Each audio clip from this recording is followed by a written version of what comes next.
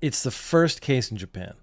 I didn't take the time to actually check if this had been prosecuted anywhere else. This is something I maybe have to add into my research phase, is when we talk about the first case of something in Japan, that doesn't mean it's the first case of that same thing in the world, but new laws, new prosecutions are always very interesting to me.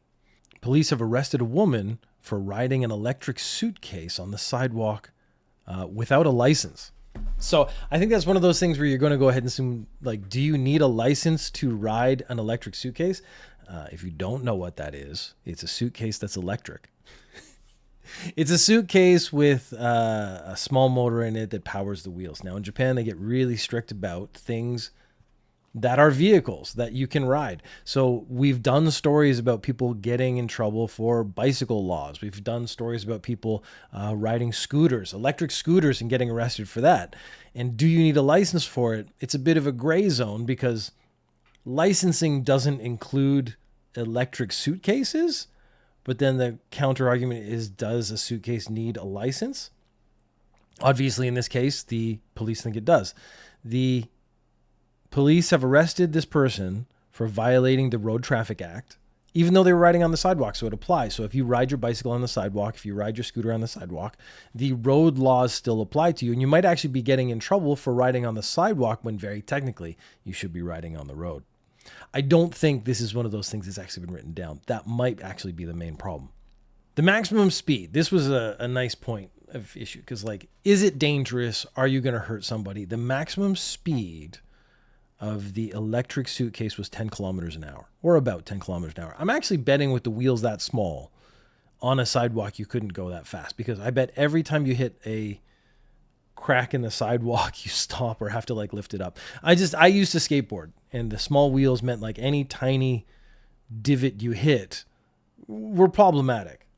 But I think the actual problem is that this electric suitcase does not meet Japanese safety standards. So this was a tourist who came from overseas and was riding on their suitcase, and this suitcase was not considered safe in Japan. So that's one of those things where it's like, okay, last week I talked about how Japan has these weird rules where if you go to another country, because it was some skateboarders and they went to another country where it was legal for them to drink and they were drinking, and then the coach got in trouble because like, you shouldn't be letting them drink because it's not legal in Japan. And they're like, but we're not in Japan. So you can see this like circular argument goes around for a bit.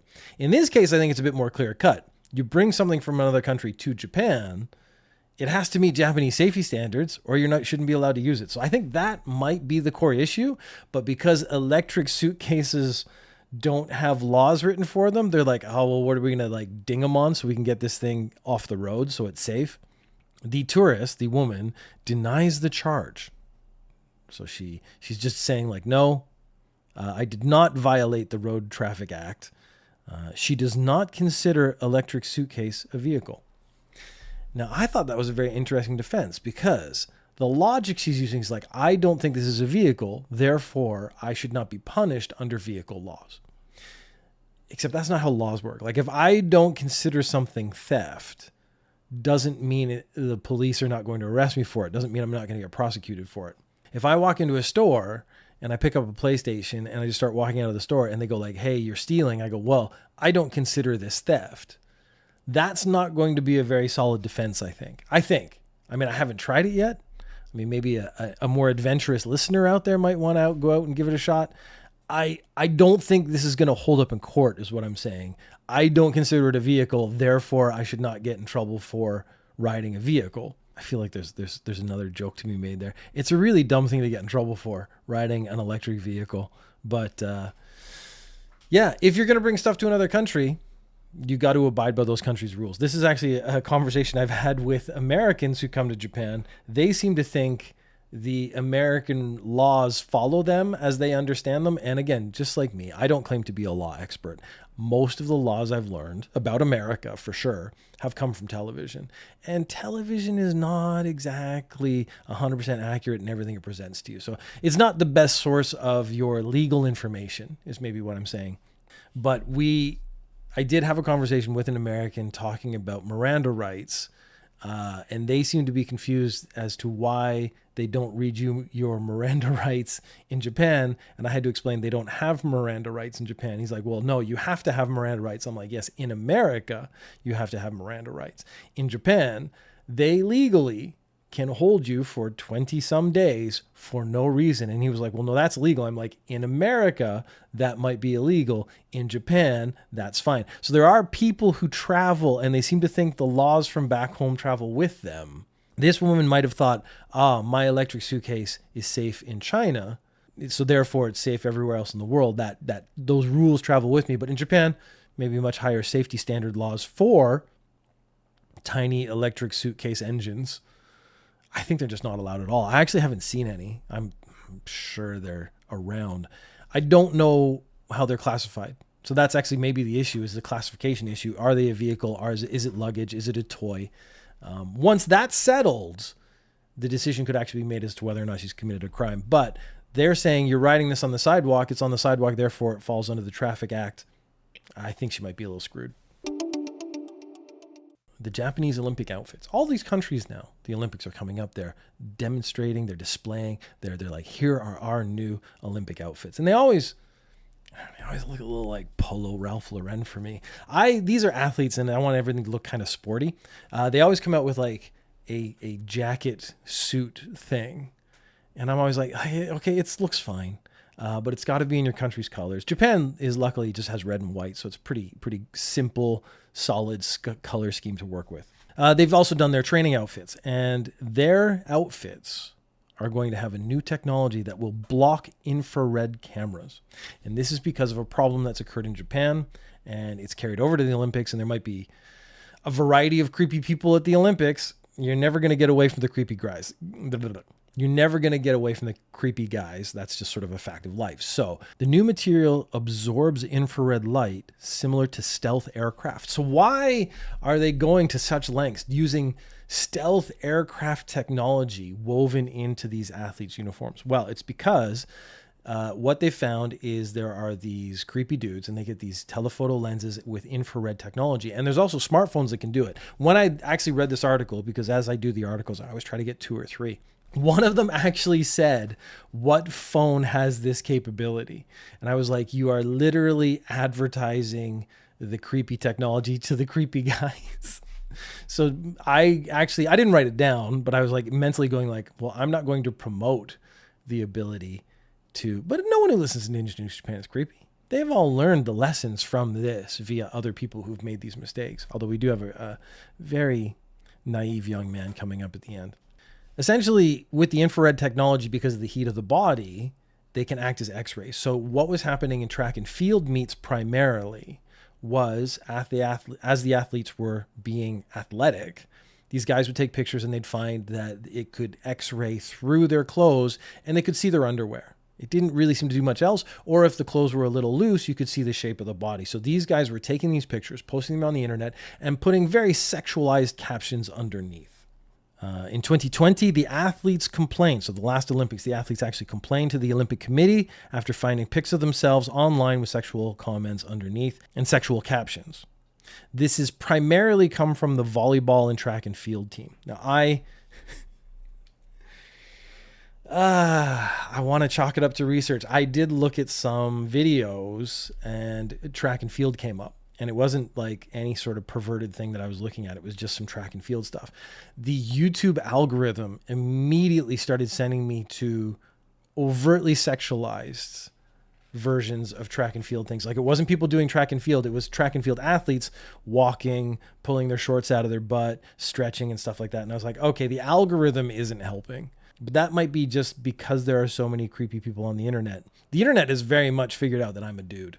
So as soon as I look at anything, it immediately tries to like, can I connect this to a sexual version of this and try to get me interested in that? It's one of the reasons I have multiple YouTube channels, and I have decided to make each YouTube channel algorithm work for me. So what I actually realized just now is I need to make a algorithm that brings me the creepy news for this. So like when I do research or try to find videos or news articles and things, and it's going to have a creepy element, I should keep that to one algorithm. So the algorithm that I actually want about me, like my actual interests, is separate from that. Because I have one one of my channels, I've only looked at movie trailers. And so the algorithm now just constantly is pulling movie trailers so I don't have to search for them anymore. I was like, I should be manipulating the algorithm more.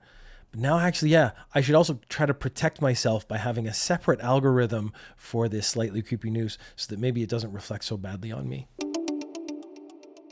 Cops in Shimane are now officially allowed to wear sunglasses and drink liquids while on duty. So, interesting sort of structure of what happens is it's not like they weren't allowed to wear sunglasses before, and it's not like they weren't allowed to get drinks before, but it was looked down upon. So a lot of police wouldn't do it. The sunglasses, we can separate this into two issues. The sunglasses issue, very much like tattoos in Japan, sunglasses as an image is connected to criminality. So if you have tattoos in Japan, they think you've committed a crime or been to jail or something like that. That's a pretty well-established thing from Japan. A lot of young people are now growing up with tattoos as common. That opinion is slightly changing. Sunglasses are similar. So any sort of Yakuza movie you watch or any sort of Yakuza thing or anything with criminals in it, the criminals will probably be wearing sunglasses. When they make posters and the poster has a criminal on it, there's two versions. There's the old-fashioned one, which is going to have him like constructing a mask out of a handkerchief. And then there's the modern one, which is him wearing sunglasses. So in Japanese culture, sunglasses are just directly connected to criminal behavior. Sunglasses, there's a very other weird thing. This is a society thing or a cultural thing. They think you can only wear sunglasses in the summertime. So I actually wear sunglasses in the winter because, you know, when there's snow and it's very bright, the sun actually hits the snow and then comes up into your eyes. This is a thing called snow blindness. So it's actually a really good idea to wear sunglasses in the winter. I would wear them in the winter on my way walking to the station or my way into work or something like that.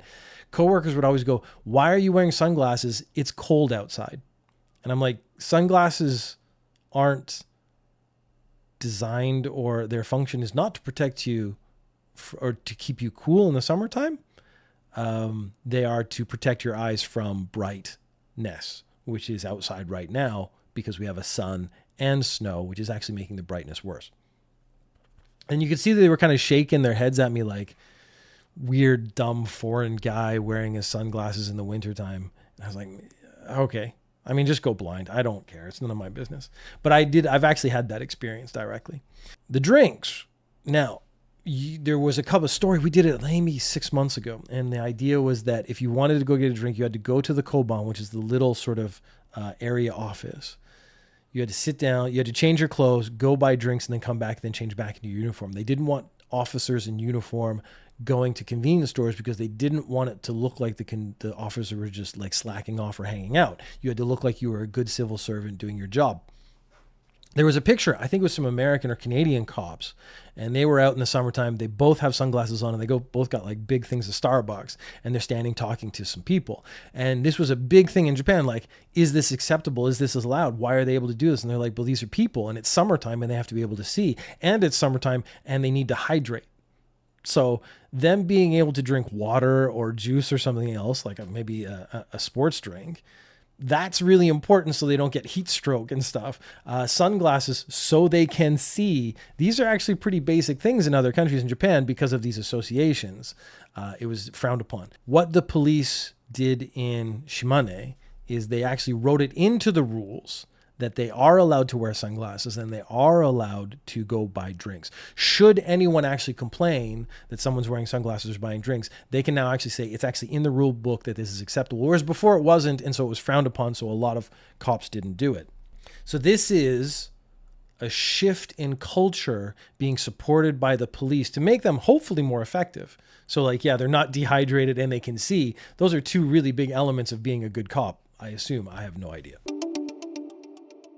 They are introducing new Japanese banknotes. I believe it's tomorrow. This is July 2nd when this episode is being released. July 3rd, I think, is the day the new Japanese, or it's the 7th. Anyway, it's very soon, it's this week. New Japanese paper money is being released. They are going to release a new 1,000 yen note, a new 5,000 yen note, and a new 10,000 yen note, which is basically all the money, paper money you use in Japan. They used to have a 2,000 yen note. It didn't last very long. It actually caused a lot of problems. An example of a problem this is causing, there's a ramen shop. Now, a lot of ramen shops, you don't actually go up and order. You don't sit down at a table. You go to a machine and you put your money in the machine, and then you get a ticket and you sit down and you just give your ticket, and then they don't actually interact with you very much. For a lot of people, that's actually part of the appeal of the ramen experience, let's say. New money means that these machines will not accept the new money. So we had this with the 500 yen coin was updated, and so it's a different weight, it's a different material, it's a different size, which means if you put it in a machine, the machine won't accept it. It'll just spit it out again. With the money, it's the same thing. So these like ramen shop owners were the first ones to complain. So this is not just exclusively ramen shop. It was just, that was the first story, the first example. And it's a really good example. Like his business relies on this machine that takes money so that he doesn't have to spend his time taking money from people. It actually takes the place of a cash register. So that means he has to replace that machine. And he's complaining that, will the government subsidize him replacing the machine? Because it can cost a lot of money to replace machines. If you have a chain of ramen shops, you have to replace the machine in every one of those shops. If you have any other service that just takes machines, I'm trying to think of ones I use. When I go to the judo club, I go to a sports center, I have to put money in the machine. Now I pay 200 yen, so I usually try to bring 200 yen, but it accepts bills. That machine has to be replaced.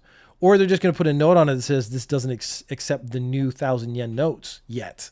But there's going to be a point where every machine that accepts bills, which is a lot of machines, the biggest one that I can think of is drink machines. Every corner you go to in Japan has a drink machine. Every one of those machines accepts 1,000 yen notes. You can put 1,000 yen note into every Coke machine you see, every vending machine you see. Every one of those either has to be updated or changed. I don't know how they read it. I don't know if they read security features or they check the material or what. But that's going to be problematic. Haven't heard anything from Coca-Cola or any of these big companies that actually run all these vending machines. So I'm wondering if they just check a security feature on the bill, whereas the ramen shop owner has a different machine that checks it a different way. I don't know about any of that. All I know is that these new bills, introducing new money always causes problems. It's a good thing we're not in England because the Queen died. They have to update all the money. The King Charles is old. They're going to have to update the money pretty soon. This is not a quiz in the way I've done the other ones. It's not multiple choice. Okay. I'm going to give you more of a dilemma. And then see if you can... I kind of want your solution to the dilemma. And then I need you to guess we can kind of work through what the other person's solution to this dilemma was. So you have a 20-year-old young man. And this is 2024. Yeah. So understanding the availability of technology, I think, is important to this story. Like we have the internet, we have cell phones, we have lots of ways to get lots of different kinds of information. Yeah. Okay. So you're ubiquitous at this point. Yeah, you're pretty comfortable with that. And like even us as like fathers, older men, let's say, we still can find what we want on the internet. We can if you need information, you can get that information. Yep. I'm not at the point of my parents where I don't understand the technology around me. Good. All right. So this young man, 20 years old, I would say a younger person, more attuned to technology and the availability on the internet and whatnot. His desire was to see a naked woman. Oh. What do you think he did to achieve this purpose of seeing a naked woman? On the internet. I did not say that. You see, my immediate solution, I think your immediate solution and mine would be if I want to see a naked woman, I would find one on the internet. Yeah, or open the shower door when my wife's in it. Okay.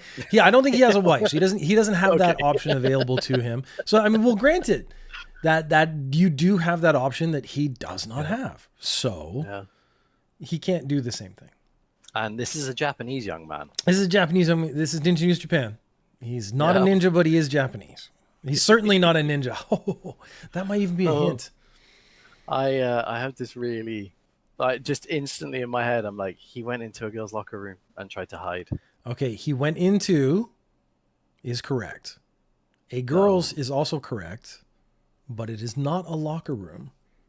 That may have been where he got caught. Toilet. Is not a toilet. They wouldn't really be naked in the toilet, would they? No, he wants a naked lady. Yeah. So where are some Not a places? locker room. Not a Right. locker room. Not a locker room. I Not a believe toilet. what happened, because again, the actual story was a tad Spartan. I believe what happened was in the locker area, the changing room area, is where someone may have noticed that this was not a woman.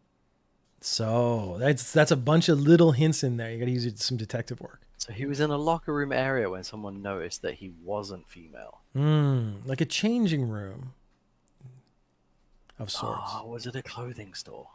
Oh, no, you've gotten further away. I think locker room is way more accurate.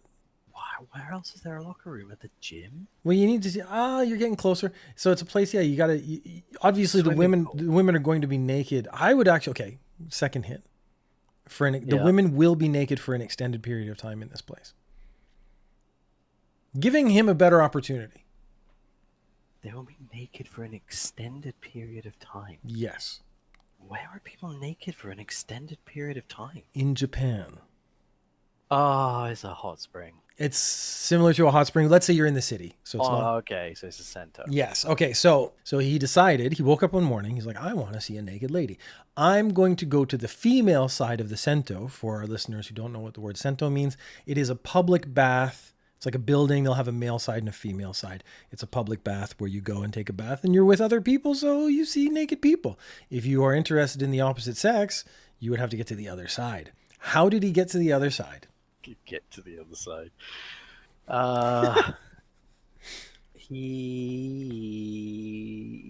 He just went through the door. Oh, Kid no, went no, in no. dressed as a woman and went through the door. There you go. He dressed up as a woman, Yeah. went into the woman's locker room, and it was in the woman's locker room where someone went, he's wearing a long wig, like a wig with long hair.